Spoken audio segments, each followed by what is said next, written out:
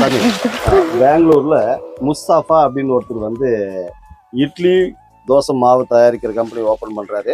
அவர் வச்ச பாக்கெட்ல மாவு பாக்கெட் பயங்கரமா வெடிக்குது சாமி. சூப்பர் மார்க்கெட்ல பயங்கர கம்ப்ளைண்ட் வருது, வெடிக்குதுன்னு சொல்றாங்க. பெர்மெண்டேஷன் காரணமா தான் வெடிக்குது.